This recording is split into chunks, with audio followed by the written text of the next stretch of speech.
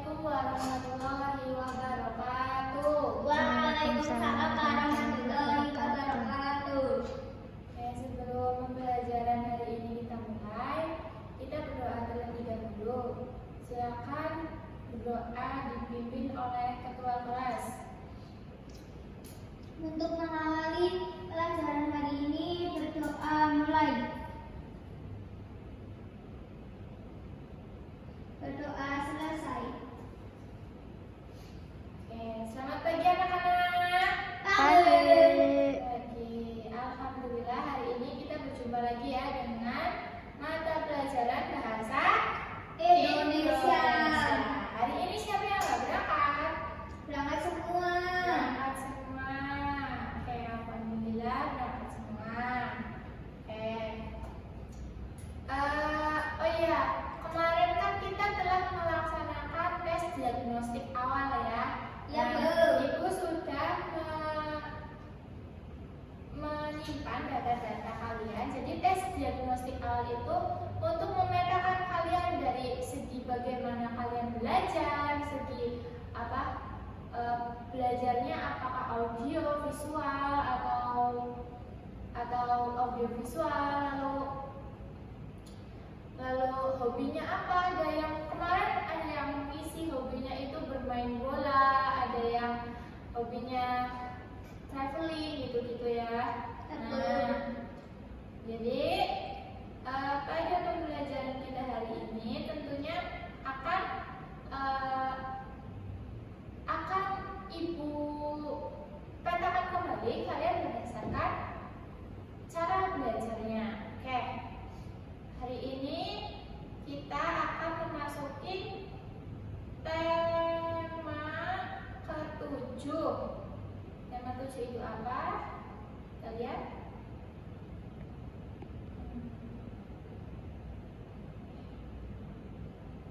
Oh iya, sebelum masuk ke tema ke-7, Ibu mau tanya, ini sudah tampilkan perbedaannya di PowerPoint? Sudah. Nih, ada istilah hidup untuk makan atau makan untuk hidup. Jadi yang benar hidup untuk makan atau makan untuk hidup? Makan untuk hidup. Makan untuk hidup. Ya. Berarti kita makan untuk hidup, bukan hidup untuk makan. Apakah benar makan untuk hidup? Benar. Apakah benar makan untuk hidup? Bisa jadi. Nah, di sini ada dua gambar lagi. Harta, tahta, Wanita. Dari yang pertama hidup untuk makan, makan untuk hidup. Yang kedua ada harta, tahta, wanita, dan ada gambar pria yang sedang Tidur dengan tidur uang. dengan uang. Nah, apa maksudnya? Kita di dunia ini kadang-kala kita hanya mementingkan kenikmatan duniawi saja. Contohnya uang, jabatan,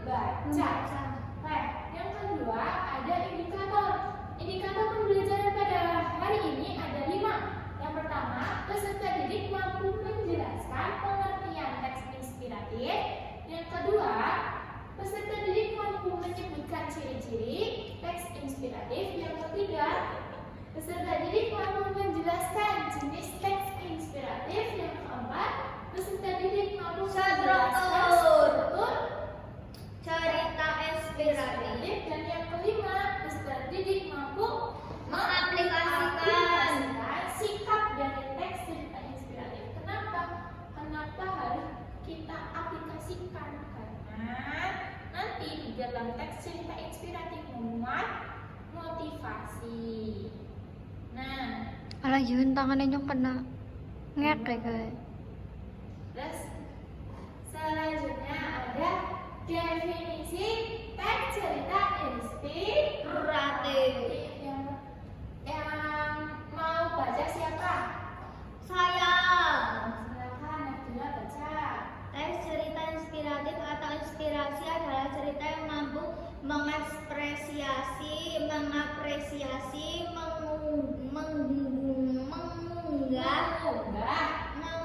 Menggugah.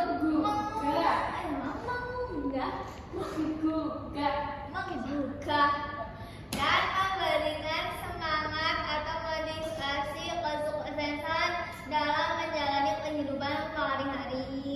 Ya. Jadi intinya itu teks inspirasi. Cerita inspiratif itu teks yang mampu menginspirasi kita untuk melakukan Hal-hal baik di kehidupan selanjutnya. sehari-hari. Nah, di sini ada definisi teks cerita inspiratif berdasarkan kamus KBBI, Kamus Bahasa Indonesia. Cerita itu adalah karangan yang menuturkan perbuatan, pengalaman, atau penderitaan. Ulang. Apa maning? Penderitaan. Kayaknya orang gawe loyong berbasis Google. Ya. Lainnya juga Sem. Oke. Di sini ada definisi cerita menurut KBBI. Yang pertama adalah cerita adalah karangan yang menuturkan perbuatan, pengalaman, serta penderitaan orang lain. Misalnya kalian itu memiliki penderitaan ya. Nah, bisa dieksplorasikan melalui sebuah cerita.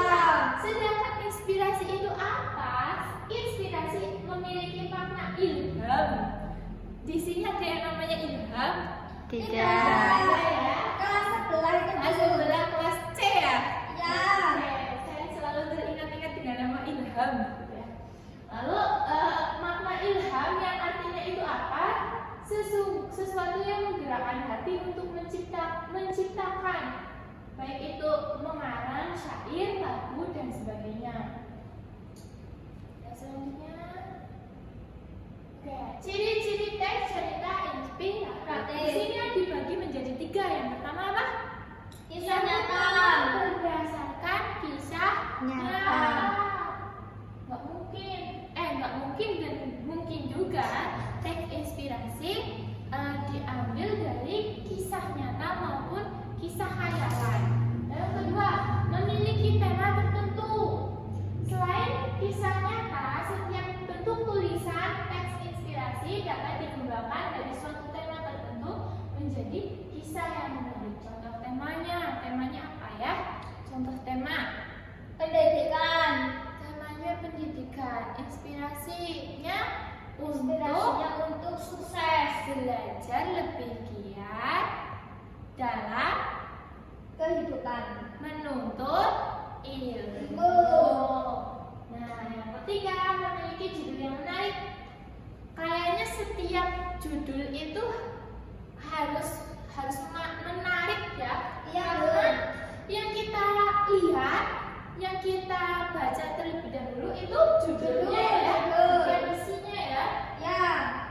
Kita baca gosip aja, kita sering memperhatikan judulnya dulu ya. Ya, Bu. Nah, selanjutnya ada jenis-jenis teks cerita inspiratif. Nah, dibagi menjadi 2 jenisnya, berdasarkan sifatnya dan berdasarkan Peristiwa. tokoh peristiwa.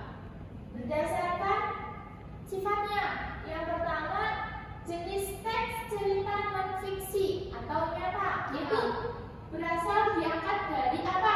Biografi, esai atau karya ilmiah. Yang kedua, jenis teks inspirasi dari fiksi atau tidak nyata.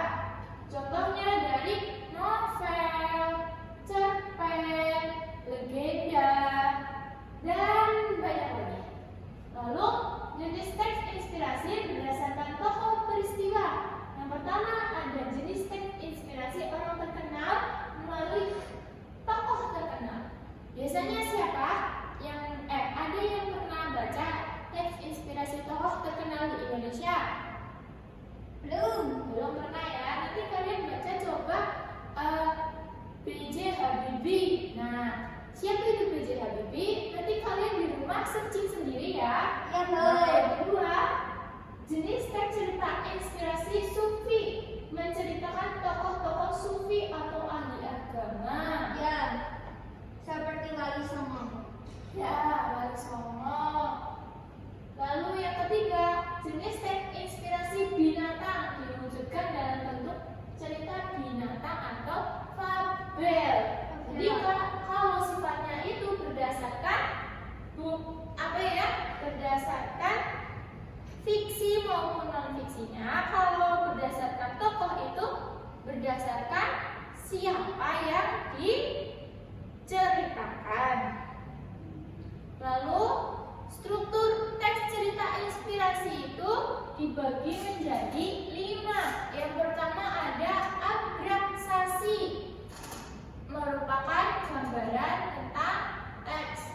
Yang kedua ada orientasi, pengenalan tokoh. Jadi setelah abraksi ada pengenalan tokoh, baik latar, tempat, waktu maupun suasana. Nah, selanjutnya kita di teks inspirasi naik lagi, ada yang namanya komplikasi. Komplikasi itu apa? Tahap munculnya masalah. Nah, setelah komplikasi turun menjadi resolusi,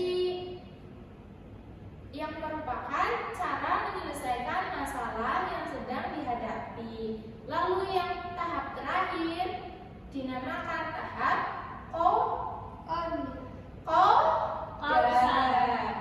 koda ya, jangan salah.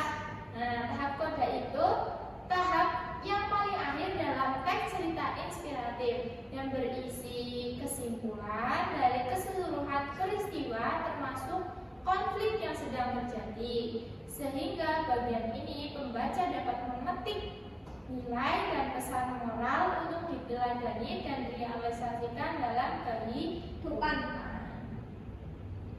Bok abstrak, jeneng abrak. Gak tahu. Serap Bapak. Nah, selanjutnya ada sikap-sikap teks inspirasi. Selain kita hanya membaca teks inspirasi, ada beberapa sikap yang bisa kita ambil dari teks inspirasi, yaitu sikap empati. Empati itu adalah kesadaran mental yang membuat seseorang merasa atau mengidentifikasi dirinya dalam keadaan, perasaan atau pikiran yang sama dengan orang atau kelompok lain. Nah, misalnya contoh empati itu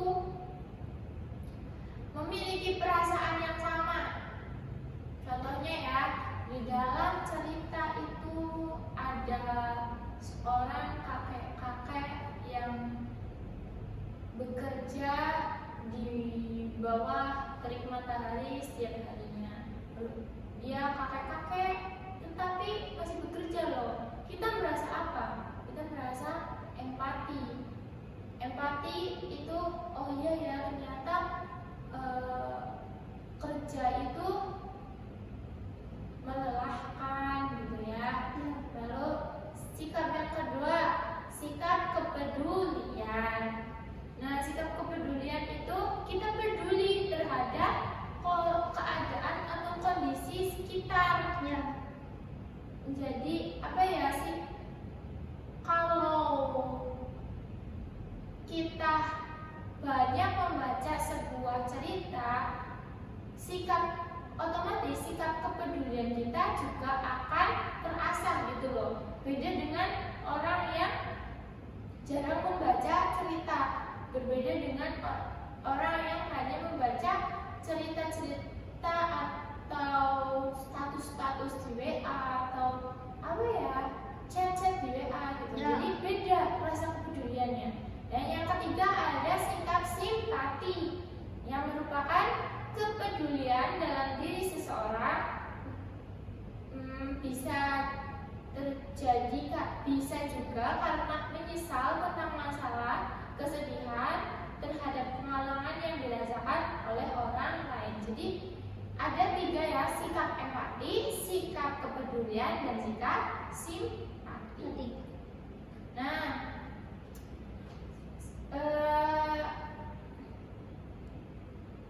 bentar. Oke, selanjutnya ibu ada game untuk mengasah kemampuan kalian. Apakah kalian mudeng dengan materi yang ibu ajarkan atau masih ada kendala dari materi yang ibu ajarkan? Kita game ya. 2 kelompok. Oke. Ya, tim 1 yang sebelah kanan atau yang sebelah kiri? Kanan. Kelompoknya jelas. Kanan. Kanan. Kalau tim 2 berarti otomatis kiri ya. Ya. Nah, tim 1 mau angka berapa? Angka 7. Angka 7. Urutan bagian pada struktur teks cerita inspiratif adalah Urutan apa, Bu? urutan struktur teks cerita inspiratif tadi ada Abstrak, terus orientasi, komplikasi, dan resolusi, dan koda. Benar, betul. Ya, dapat 10 poin. Yang tim kedua 1. nomor 1. Hobiku bersepeda. Setiap hari Minggu aku dan teman-teman selalu bersepeda. Kami mengelilingi kota. Kegiatan tersebut merupakan pelepas penat yang menyenangkan. Sekali-kali kami memilih berkeliling kota pada malam hari. Termasuk apa dalam teks cerita inspirasi? Orientasi. Orientasi. Kita cek. Betul. Dapat 10 poin. Terus tim 1. 6. Teks yang berisi sesuatu hal yang dapat menjadi sumber motivasi bahkan dapat memberikan inspirasi bagi pembacanya disebut Teks inspirasi. Oke, tuh tim 2. 2. Bagian yang menceritakan kisah tokoh sekaligus peristiwa yang kemudian membawa pembaca ke bagian puncak cerita atau konflik disebut Komplikasi. komplikasi. Benar? Iya, sama saja rangkaian peristiwa. 8. Adinda akhirnya berhasil membeli sesuatu yang ia inginkan dengan tabungannya. Adinda tidak percaya bahwa menabung pangkal kaya. Ia telah berhasil membantu orang tuanya di saat kesulitan. Merupakan titik-titik cerita inspirasi. Merupakan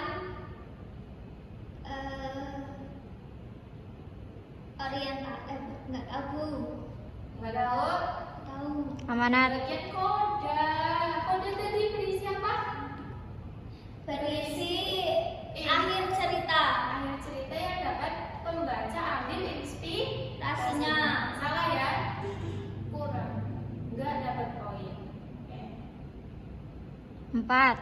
4. Memiliki judul yang menarik, umumnya diangkat dari kisah nyata, terdapat tokoh inspiratif yang dikerjakan. Titik-titik merupakan apa? Ciri-ciri. Iya, betul. Tinggal 3 dan 5. Dulu. 3. Bagian yang berisi munculnya permasalahan, kesulitan, ataupun perjuangan yang dilalui tokohnya. Komplikasi. Komplikasi. Betul. Banyak sama. 5. Terakhir 5. Hal yang dapat pembaca tertiru dalam sebuah teks cerita inspiratif adalah Amanat. amanat, Tiru. cek, keteladanan tokoh. Betul ya. Ya. Kita tepuk tangan. Skornya sama. Berarti kalian harus belajar rajin di rumah. Oleh karena itu, Ibu memberi penugasan individu. Carilah satu contoh teks cerita inspiratif. Penugasan ini Ibu kasih tolerir ya. Kalian kerjakan di rumah. Besok pagi istirahat pertama, ketua kelas harus mengumpulkan di ruang guru meja Ibu ya. Oke, Bu. Ketua kelasnya siapa? Saya. Jangan lupa ya besok ya. Oke, Bu. Nah, sekian. Terima kasih sudah ikut belajar pada pagi hari ini. Apabila Ibu terdapat kekurangan dalam penyampaian materi ataupun kalian nggak mudeng, nanti kalau kalian ketemu sama Ibu di jalan ataupun di rumah lagi pegang HP, boleh chat atau tanya-tanya ke Ibu ya. Oke, Bu. Sekian, terima kasih. Wassalamualaikum warahmatullahi wabarakatuh. Waalaikumsalam.